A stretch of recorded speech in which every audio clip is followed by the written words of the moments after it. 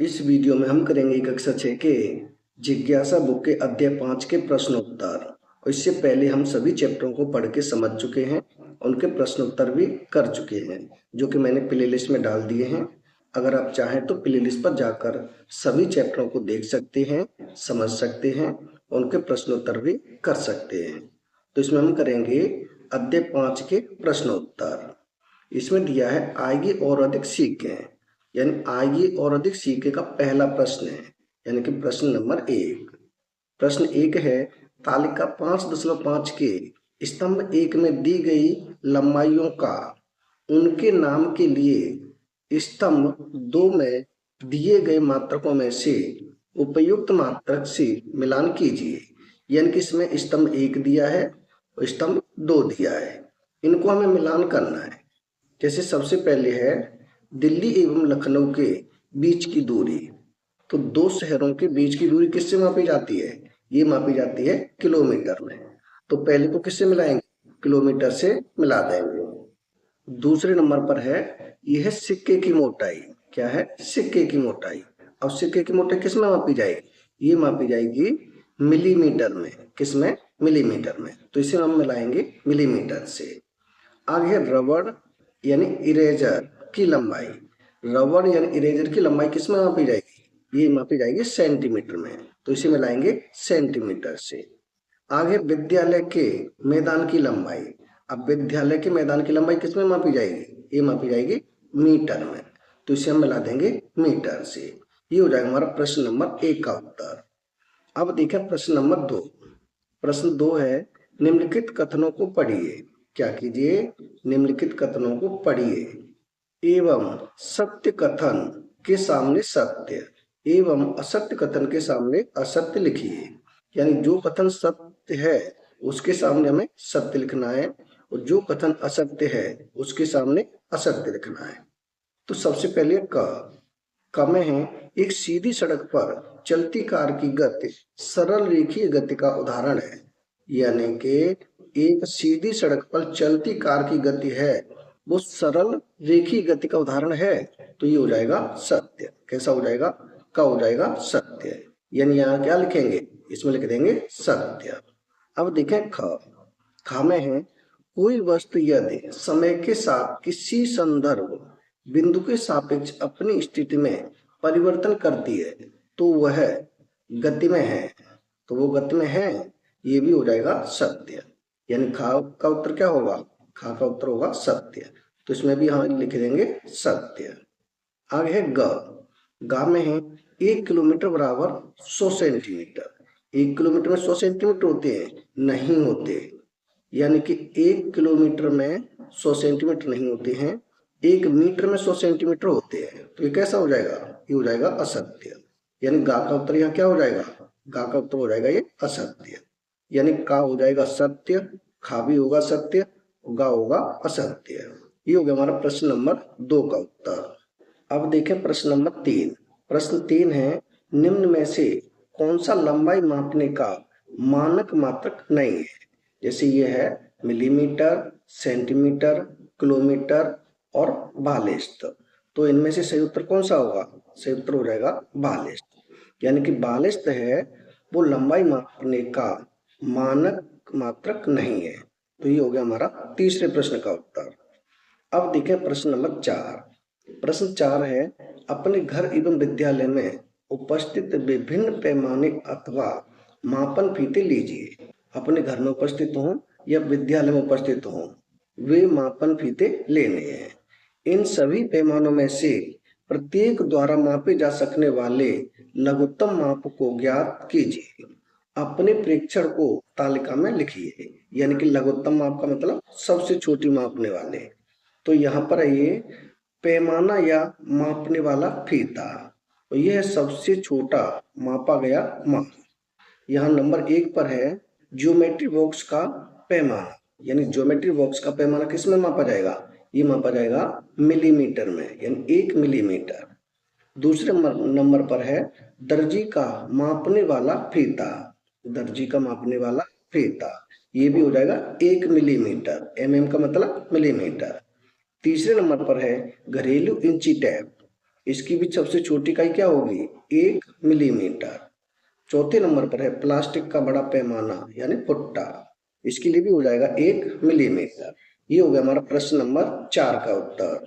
अब देखें प्रश्न नंबर 5। प्रश्न 5 है, मान लीजिए आपके विद्यालय एवं घर के बीच की दूरी 1.5 किलोमीटर है, यानी कि आपके विद्यालय और घर के बीच की दूरी है वो कितनी है? 1.5 किलोमीटर है। इसे मीटर में व्यक्त कीजिए। इसे हमें क्या करना है? मीटर में व्यक्त करना है। तो यहाँ पर है 1.5 किलोमीटर को मीटर में बदलना, यानी कि 1 किलोमीटर में कितने मीटर होते हैं?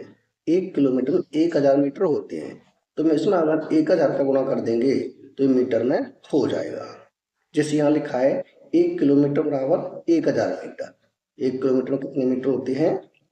1 किलोमीटर में 1000 मीटर होते हैं। ये हो जाएगा 1.5 किलोमीटर बराबर 1.5 गुणा 1000, क्योंकि 1 किलोमीटर में 1000 मीटर होते हैं, तो इसमें हम कर देंगे 1000 से गुणा। अब इनका गुणा करने पे हो जाएगा ये 1500 मीटर। ये हो जाएगा हमारा प्रश्न नंबर 5 का उत्तर। अब देखिए प्रश्न नंबर 6। प्रश्न 6 है, एक गिलास या बोतल लीजिए। क्या कीजिए? एक गिलास या फिर बोतल लीजिए। गिलास या बोतल के तल के वक्र भाग की लंबाई मापिए। क्या करना है? उसके तल के वक्र भाग की लंबाई को मापना है और लिखिए और उसे लिखना है। तो यहाँ पर दिया है नोट, गिलास या बोतल के घुमावदार आधार की लंबाई मापने के लिए लचीले मापन फीते का उपयोग करें। कैसे फीते का उपयोग करें? लचीले मापन फीते का उपयोग करें और इसे नोट कर लें और उसे नोट कर लें। ये कम और ज़्यादा हो सकती है, ये आपके गिलास और बोतल पर निर्भर करता है, गिलास कितना बड़ा है और बोतल कितनी बड़ी है। तो ये आपको स्वयं ही करना होगा। ये हो जाएगा हमारा प्रश्न नंबर 6 का उत्तर। अब देखिए प्रश्न नंबर 7। प्रश्न 7 है, अपने दोस्त की लंबाई मापिए। क्या कीजिए? अपने दोस्त की लंबाई मापिए और उसे मीटर, सेंटीमीटर एवं मिलीमीटर में व्यक्त कीजिए। उसे मीटर में, सेंटीमीटर में और मिलीमीटर में लिखना है। तो इसका उत्तर होगा, यह प्रश्न आप स्वयं कर सकते हैं, यानी ये प्रश्न आपको स्वयं ही करना होगा। यदि आपके दोस्त की ऊंचाई 1.35 मीटर है, दोस्त की ऊंचाई कितनी है? 1.35 मीटर। ये दोस्त की ऊंचाई है वो कम ज्यादा हो सकती है, ये आप स्वयं नाप कर देखेंगे। तो इसका ये है मीटर में, यानी मीटर में क्या होगा? 1.35 मीटर हो जाएगा। और अगर सेंटीमीटर में करेंगे तो इसमें हम 100 से गुणा कर देंगे, तो ये हो जाएगा सेंटीमीटर में 135 यानी 135 सेंटीमीटर। और जब इसे हम मिलीमीटर में बदलेंगे तब क्या करेंगे? इसमें 1000 से गुणा कर देंगे। ये तीसरे नंबर पर हो जाएगा मिलीमीटर में, यानी ये हो जाएगा 1000 का गुणा करने पर 1350 मिलीमीटर। ये हो जाएगा हमारा प्रश्न नंबर 7 का उत्तर। अब देखें प्रश्न नंबर 8।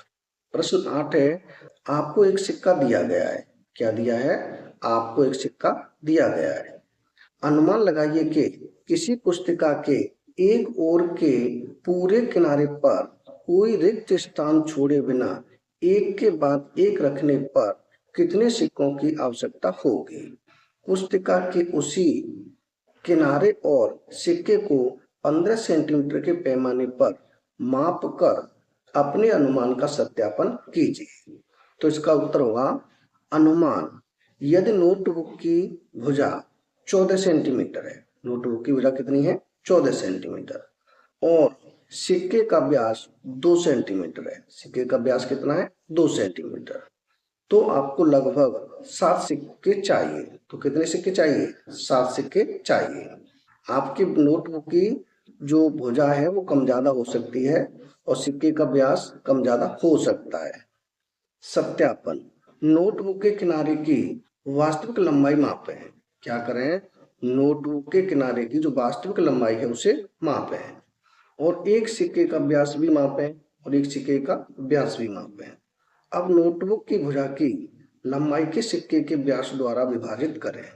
यही नोटबुक के लिए आवश्यक सिक्कों की सटीक संख्या है।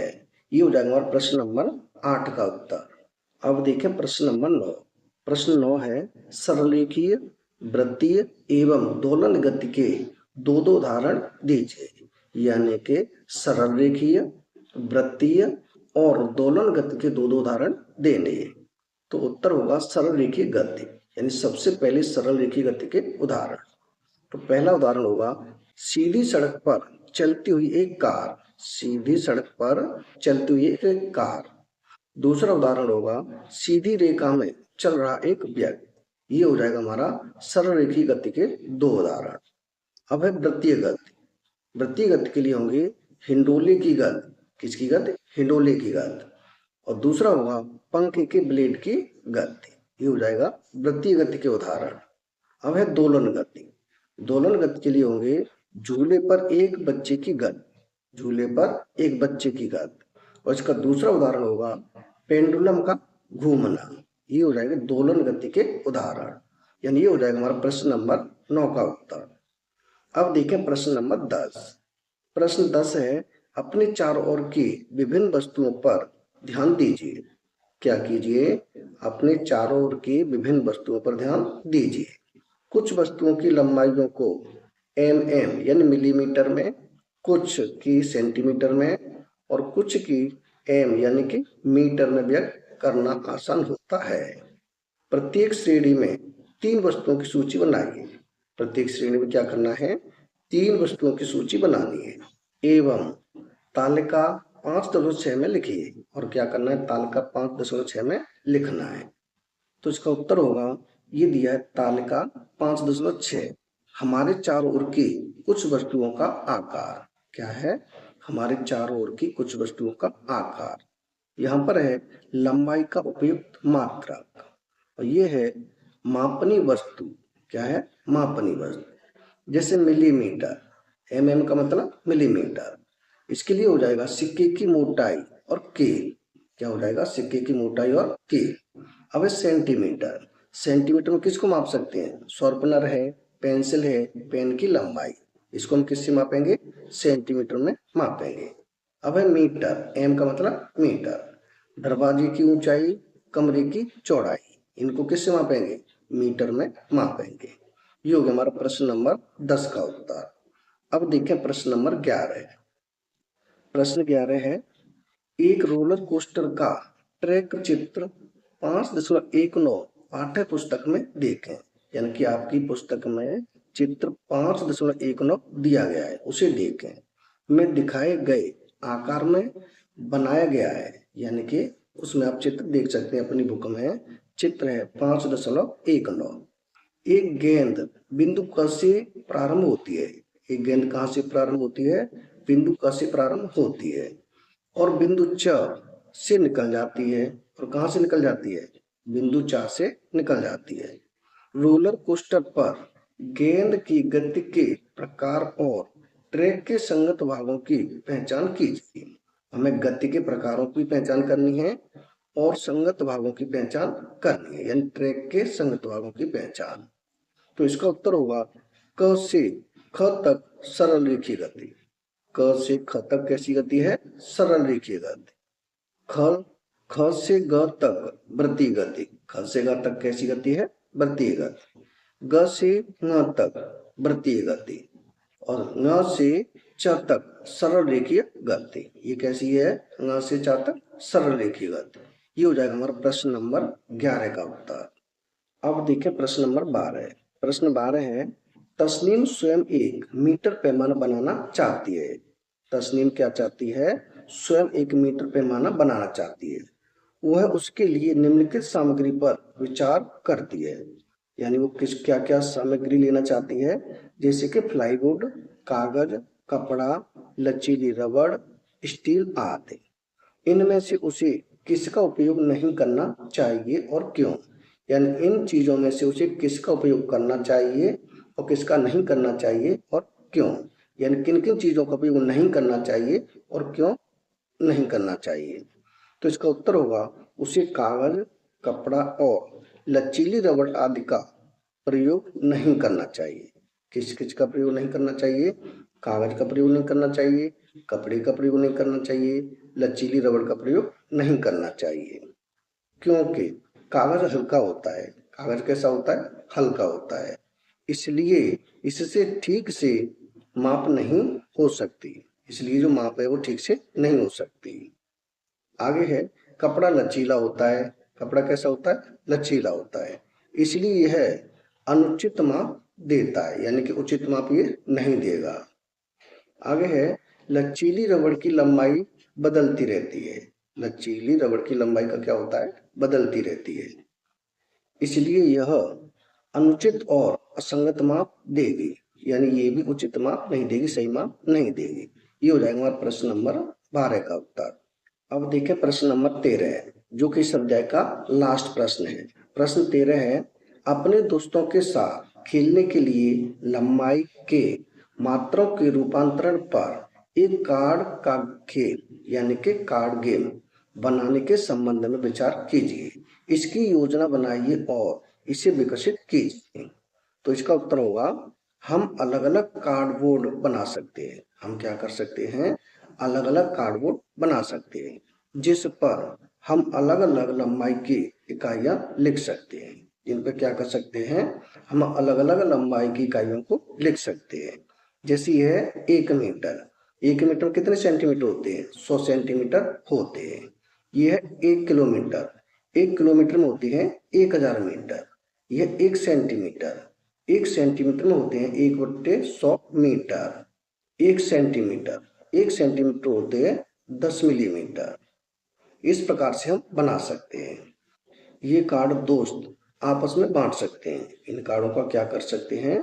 दोस्त आपस में बांट सकते हैं। और फिर कहें, मेरा रूपांतरण मित्र कौन है? क्या कहेंगे? मेरा रूपांतरण मित्र कौन है?